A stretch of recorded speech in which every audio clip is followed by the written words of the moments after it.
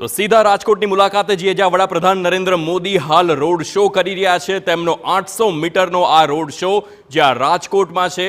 આજે એમ્સના લોકાર્પણ બાદ રેસકોર્સ રોડ સુધી વડાપ્રધાન નરેન્દ્ર મોદીનો આ રોડ શો, જ્યાં હજારોની સંખ્યામાં તેમના સમર્થકો, તેમના ચાહકો તેમને નિહાળવા માટે, તેમને માત્ર તેમની એક ઝલક જોવા માટે તે પહોંચ્યા છે અને વડાપ્રધાન નરેન્દ્ર મોદી તેમનું અભિવાદન પણ ઝીલી રહ્યા છે।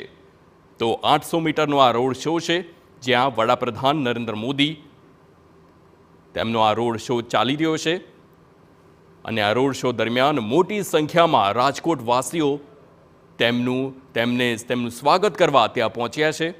તેમનું અભિવાદન પણ વડાપ્રધાન નરેન્દ્ર મોદી તે ઝીલી રહ્યા છે।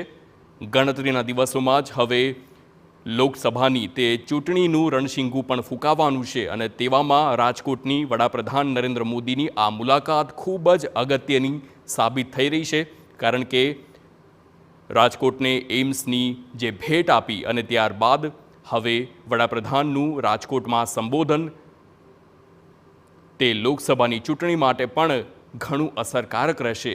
તો વડાપ્રધાન નરેન્દ્ર મોદી જેઓ રાજકોટમાં હાલ રોડ શો કરી રહ્યા છે, 800 મીટરનો આ સંપૂર્ણ રોડ શો છે, જ્યાં વડાપ્રધાન પર પુષ્પવર્ષા કરી લોકો તેમનું સ્વાગત કરી રહ્યા છે।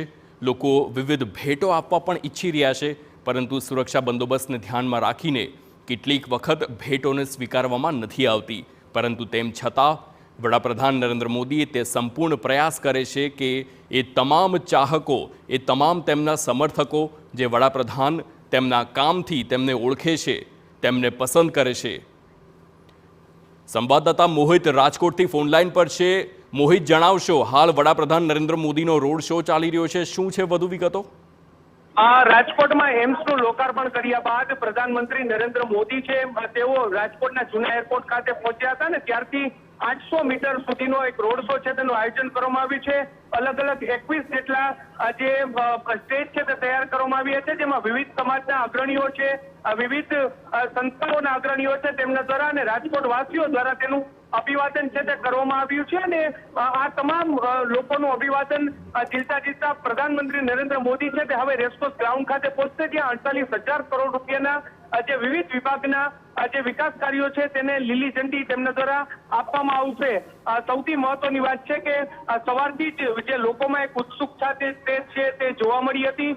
લોકો દ્વારા ફૂલહારથી અને મોદીના નારા લગાવી અને તેનું સ્વાગત છે તે કરવામાં આવ્યું છે। ગઈકાલે જ નરેન્દ્ર મોદીએ 22 વર્ષ પહેલા તેઓ રાજકોટથી પ્રથમ વખત ધારાસભ્ય બન્યા હતા, તે દિવસની યાદ કર્યો હતો અને રાજકોટને યાદ કર્યું હતું, ત્યારે આજે ઉત્સાહભેર રાજકોટ વાસીઓ છે તેને આવકારી રહ્યા છે અને તેનું સ્વાગત કરી રહ્યા છે। જી બિલકુલ મોહિત, આપ જોડાયેલા રહેજો। સમગ્ર માહિતી બદલ આભાર।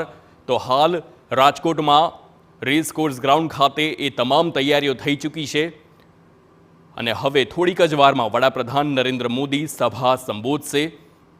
તો મુખ્યપ્રધાન ભૂપેન્દ્ર પટેલ સાથે તેમની કારમાં સવાર વડાપ્રધાન નરેન્દ્ર મોદી તે રેસકોર્સ ગ્રાઉન્ડ ખાતે સભા સ્ટેજ ખાતે તે પહોંચી ગયા છે અને થોડીક જ વારમાં હવે વડાપ્રધાન નરેન્દ્ર મોદી સભાને સંબોધન કરશે।